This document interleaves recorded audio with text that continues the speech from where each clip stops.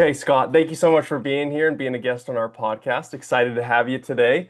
Let's just dive right in. Let's dive right in. I'm curious, just so the audience has a good understanding with your background, what got you into recruiting to start things off?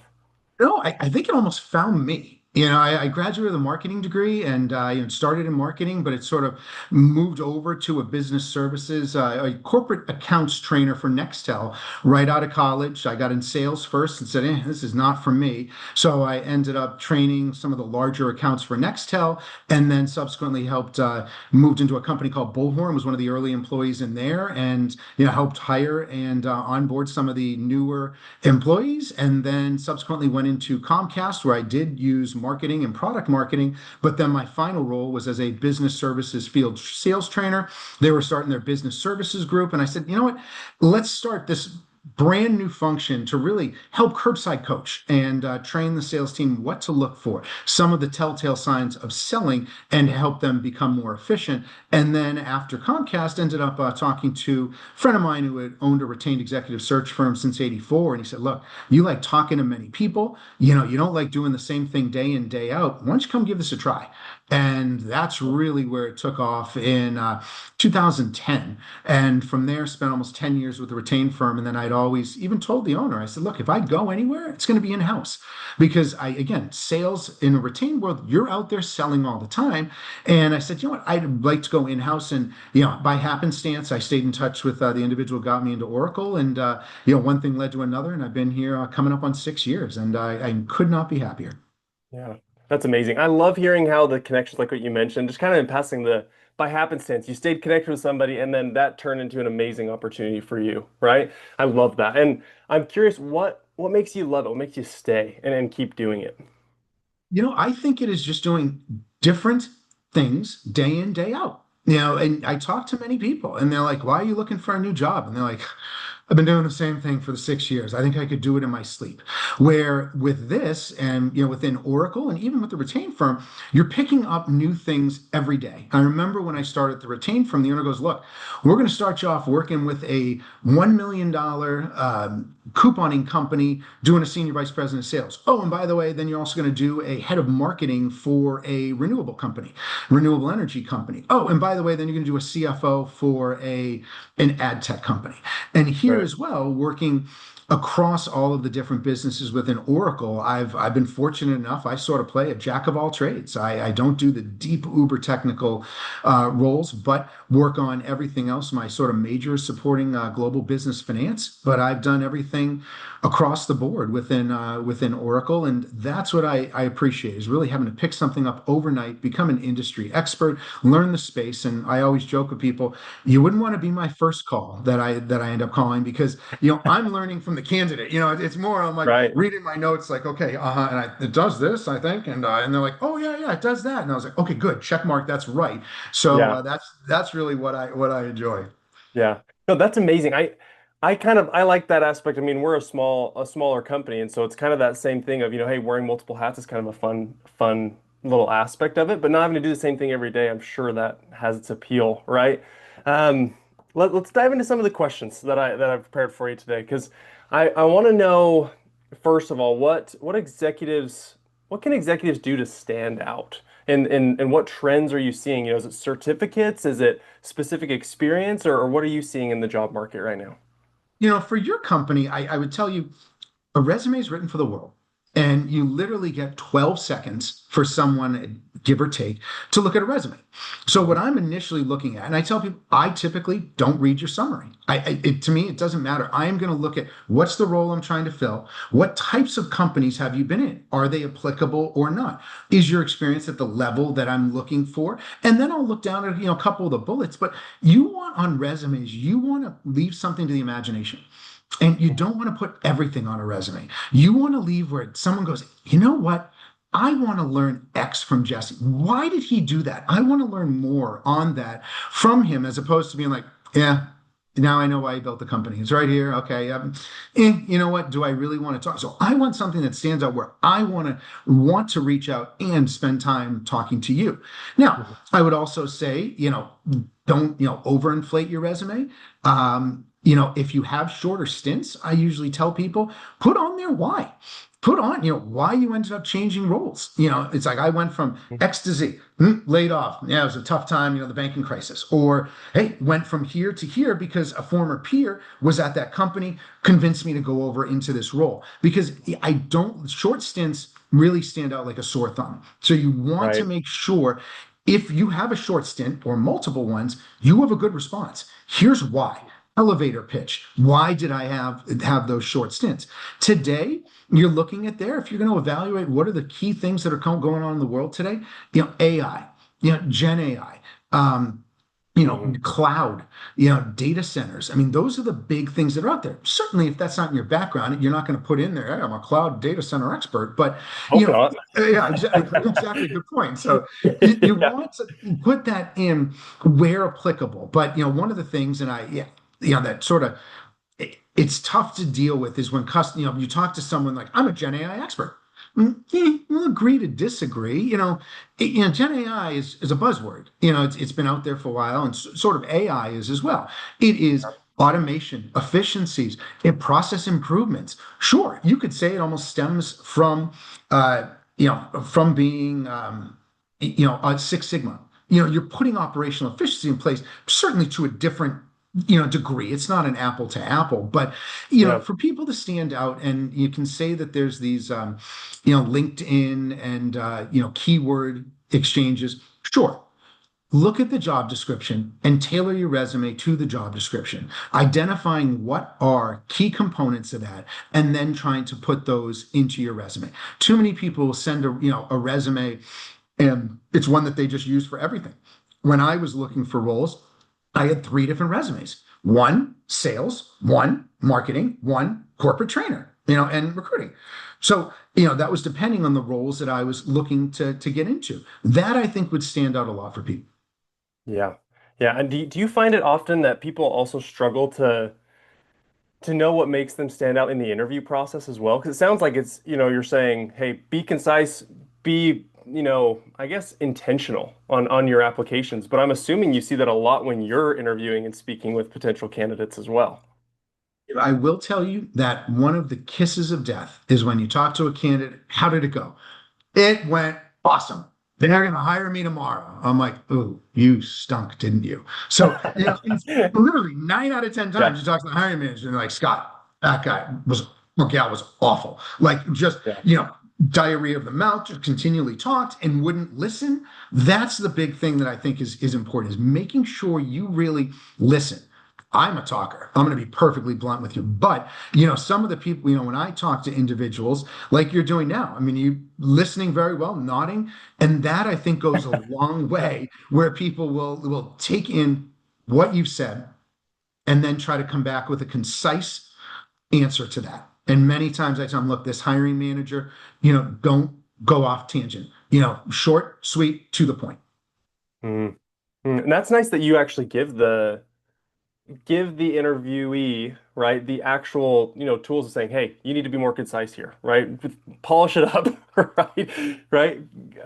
Sorry, were you We'll going to say even tell something them, on I'll be like, look, I'm going to be honest with you. If you do what you just did with me, that ain't going to fly. Like, you that? really need to button up the answer on this. If they ask for your background, button this up. So I try to coach them along as they go, because I don't want them to fail. Obviously, in any world, in search world, you're only good as your last search. So, you want to make sure it's done correctly. I mean, I don't give away the farm, but, you do say, hey, I'll let you talk to the hiring manager, but may want to focus on this or have a better answer for that.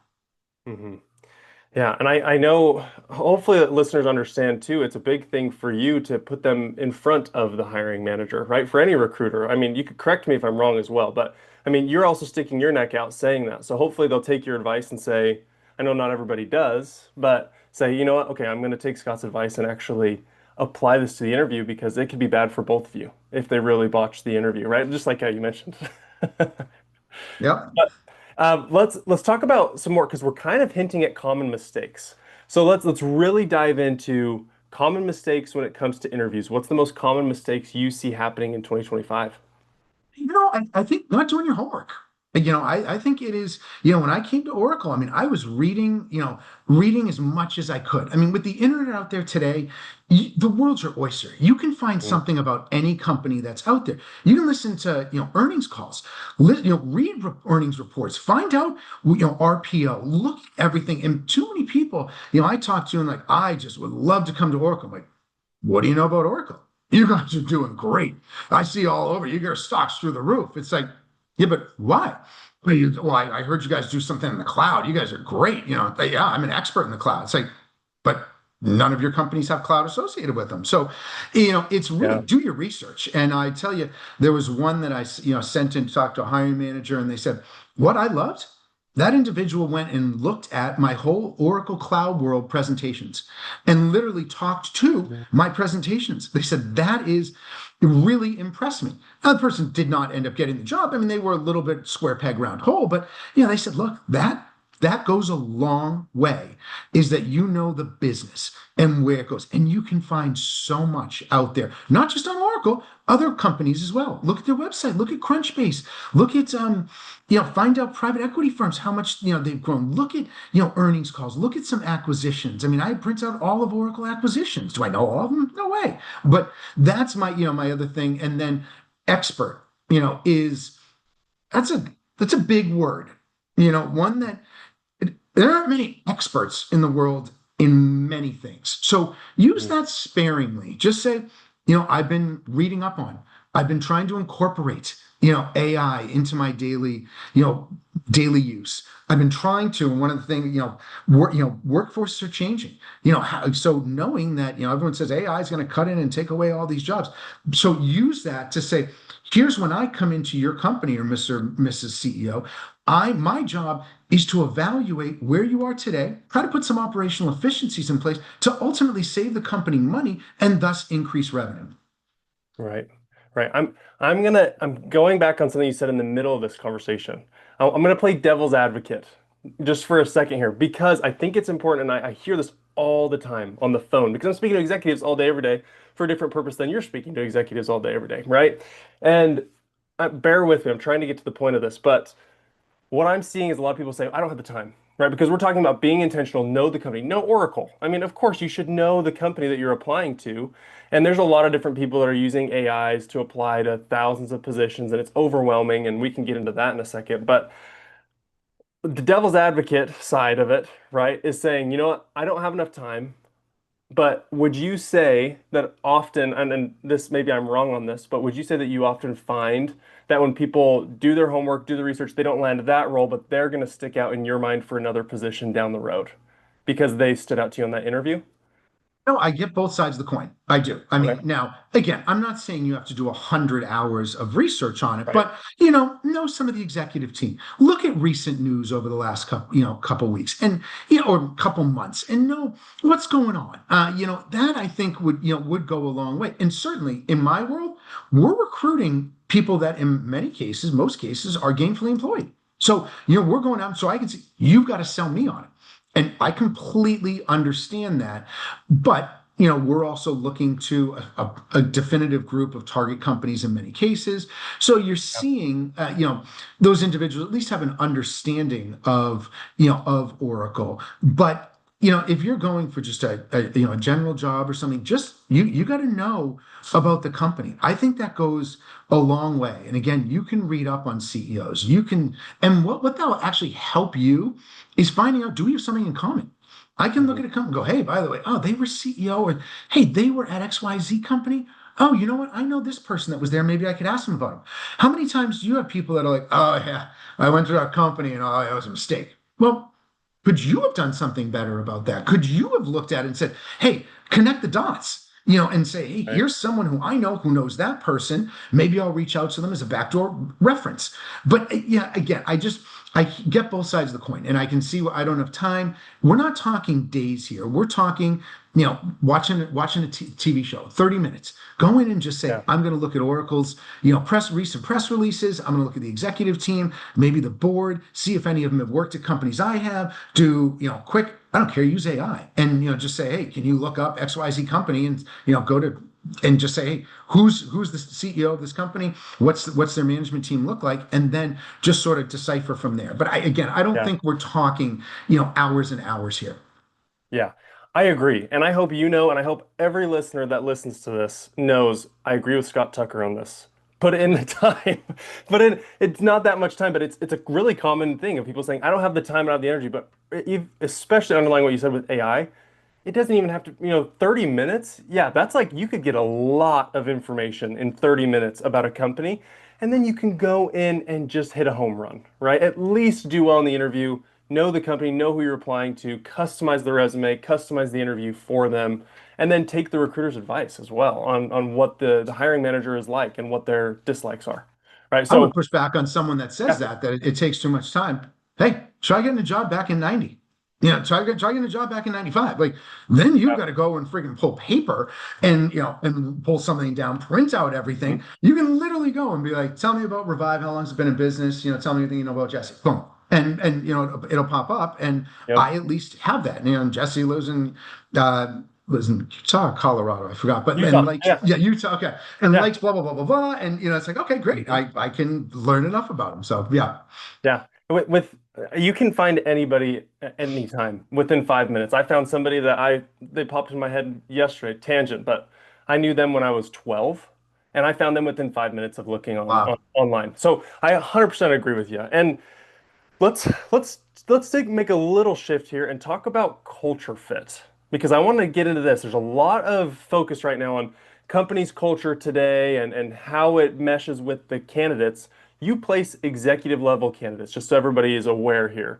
What, how do you assess cultural fit at the executive level? And are there specific red or green flags that you notice? No, I think we look at what companies work. I mean, there are certainly some hiring managers that go, don't show me anyone from XYZ company. They just don't fit here. Now, whether they have a bias from a previous hire, probably, but it's similar to colleges. I mean, I know that, my son's a senior, so he's going to be applying to colleges, and there are some colleges that won't take anyone from XYZ, city or town. At least for a couple Hmm. of years. And Yep. who knows whether the previous person there, someone that went there, awful, blah, blah, blah, and they've got you, blacklisted. So, it's got to be what works best, what types of companies work best. And I would tell the executives, the individuals that figure out who are some people that are in your network that you sort of respect and find out where did they go? How long have they been at those companies? Have they moved around? And that's really a key, because I'm sorry.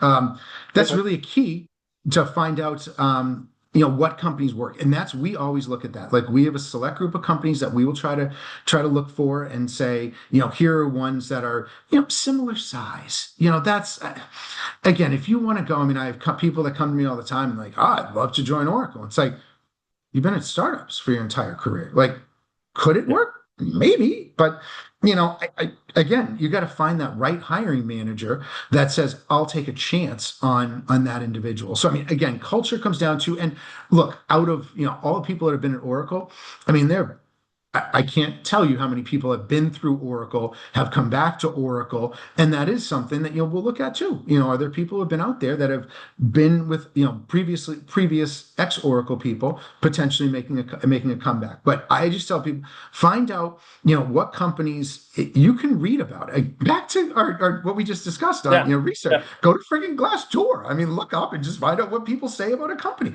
Are you going to take all those with the grain of salt? Certainly, but look at that. Find out some of the people who you may know who have been there. And that's why, doing as many people on LinkedIn as you can, or having a big a social network where you can go, hey, I noticed you worked at this company. What were your thoughts? That to me, many times, you have that little, again, bent back to it again, short stints, and you have those red flags. Could you have done something about that? You can tell me that the company wasn't right, it changed direction, and so forth.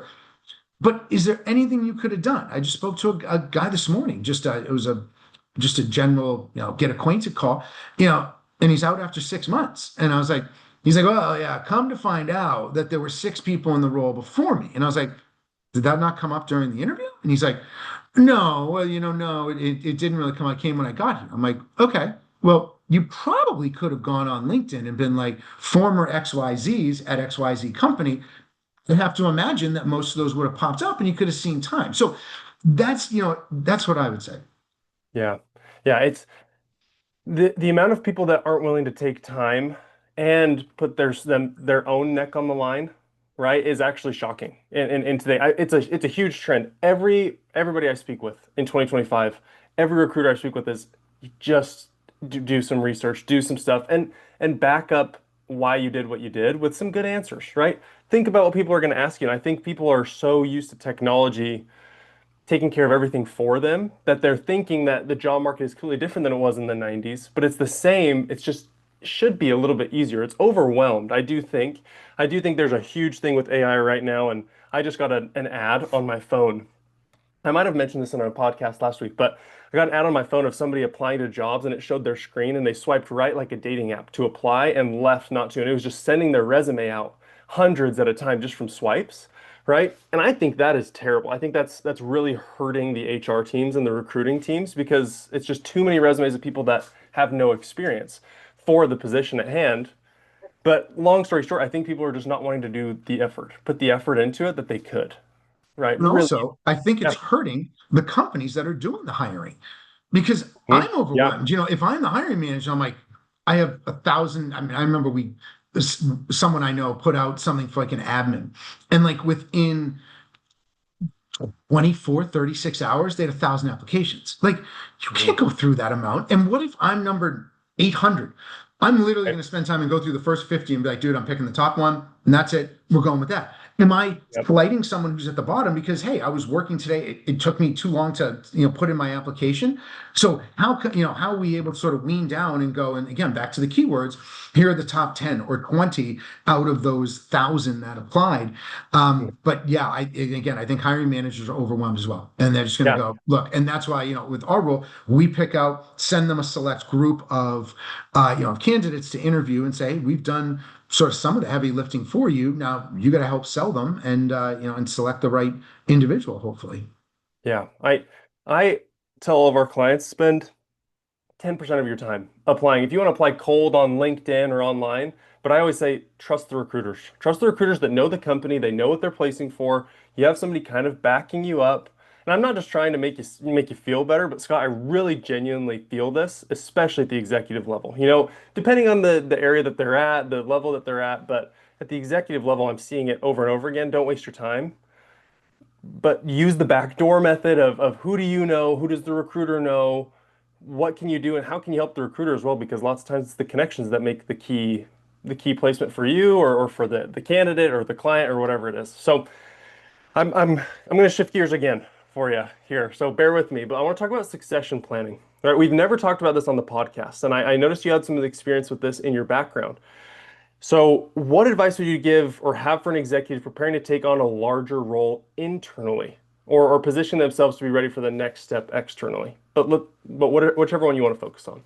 I think one of the analogies goes, look, what would the old analogy for CEOs is surround yourself by people smarter than you. And Hmm. too many people, when they take on roles, they're like, ooh, I don't want to bring that person on. They may take my job someday. Well, that's actually a good thing. You want to be able to do that. And I'm worked on searches over the years where, a person goes, look, I don't have anyone who can step into my role.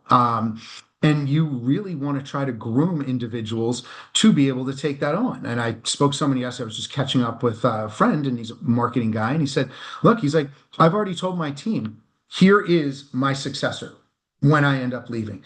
That is key, and I think leaders will appreciate that. You want to be able to say, look, I have someone who can step into my role. I worked on a search, and one of the hiring managers said, look, I can't take a vacation if my boss takes a vacation at the same time because there's not anyone on my team who can step up into my role. That can be frustrating. I mean, if you have a vacation plan, it's like, oh, you're taking a vacation. All right, we're gonna have to change our plans. You know, Right. so you want to always try to help and mentor. I mean, I think that's a great thing. I always ask executives, tell me, about your team today and how many of them have been promoted. Have any of them moved on into other roles? And the ones that say, yeah, I promoted this person from director to senior director. Oh, this one right here, I felt they could benefit from working in another function of the business, and I moved them over.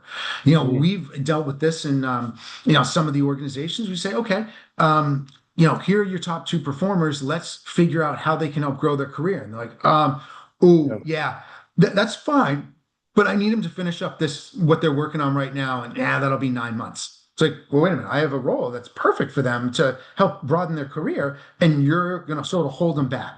So I think that's something that right. executives should really look in the mirror and say, am I, am I trying, what's in my best interest? Is it just to keep my team intact? Well, a company is important on your team, but the company is a whole. So it should be, how can we help the company as a whole start to grow? Because we're all going to reap the benefits as opposed to going, hey Scott, awesome job last year. You really did great. The rest of the company sucked, but you did awesome. Well, yeah, because I'm sheltering my best players on the team. What if I gave one to Jill over there in blah blah blah group? What if I gave one of them to another person? Hey, might my productivity slip a little bit? Maybe. Or maybe I say, I am one of the best mentors and coaches out there. I'll just do it again with another team. Yeah. Yeah. I'm trying, I want to not add anything that takes away from that because I agree with it. I mean, you see it happen a lot, and that I like that mindset of surround yourself with people that are smarter than you, and it's going to improve everybody else around you.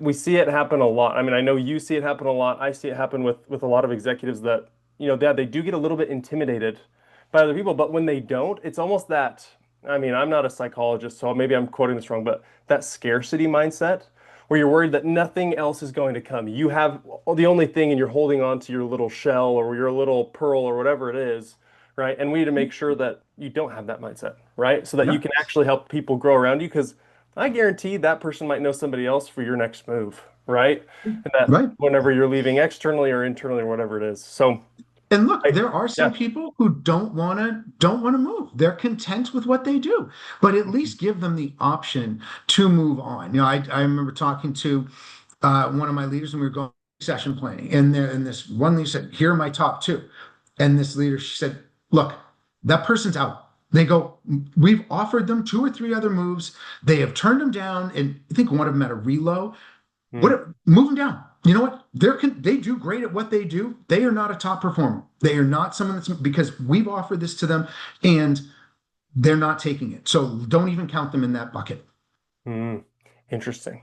Interesting. Engineers too. I mean, you get engineers who are, you're my best engineer. I'm going to move you into a management role. And you're like, I don't want to be a management role. I just want to sit in my room and code in the dark. Like, what do you mean? You move them in and then they don't do well. And they're like, I told you I want to get back out. So, some of them will say, hey, I'm comfortable with where I'm at. I want to stay here, but at least have those dialogues and discussions with them because there are going to be some that raise their hand. And if you say you're not ready, here's what you need to do to get to that next level. That goes a long way. And again, I talk to people all the time. Well, why did you move from this role? Every one of the roles I've been in, someone has from my past has come in and said, hey, I need you to do this. I need you to do that. That is, really impressive where you get a leader that goes, hey, I know this person will get something done. And they've sort of continued to try to take on additional responsibilities and, again, move to that next level of their career. hmm Yeah, it's an interesting reality check that some people don't want to move up, right? Not everybody wants to always be pushing their boundaries and growing. And so it's kind of that, I mean, I think that's good for people to hear. I really do. And so I'm going to leave that as that because I really liked that. I like that thought. And kind of finally, for those listening who are actively looking or just open to move, what's one thing you wish every executive knew when entering a hiring conversation? I wish they actually really read the job description. And many Yeah. times, look, I reach out blindly. I mean, I'll reach out by, hey, I'm calling you about blah, blah, blah.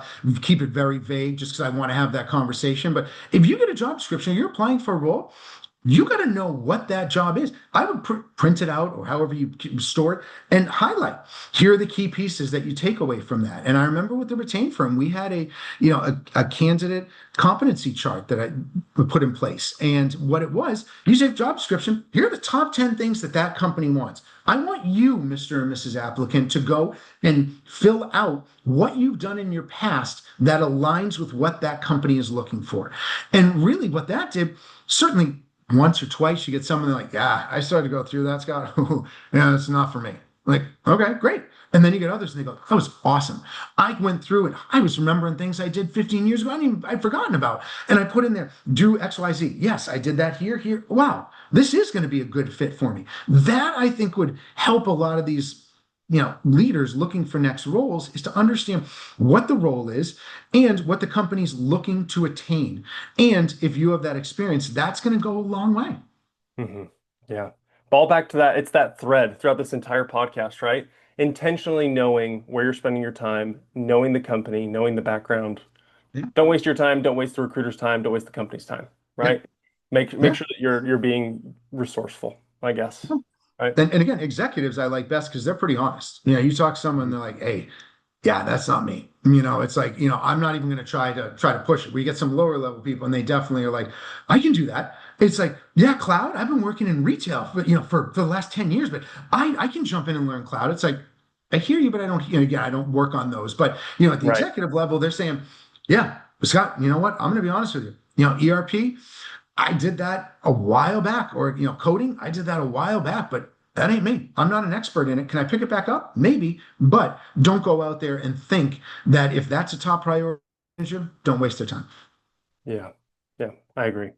I agree. Well, Scott, I appreciate it. I would love to have you on the podcast again, but I appreciate your time today. Thank you for sharing all the advice. I hope people are kind of going to rewind this when we post it and get more information as You're well gonna and kind have of to. I take some talk notes. fast. Yeah, they won't have to do two times speed because you talk quick. It's perfect. Yeah, But exactly. So yeah, thank you for your time. I appreciate you. no problem. Hey, have a great weekend, and thanks for having me on. Appreciate it, Jesse. Yeah, thank you, Scott.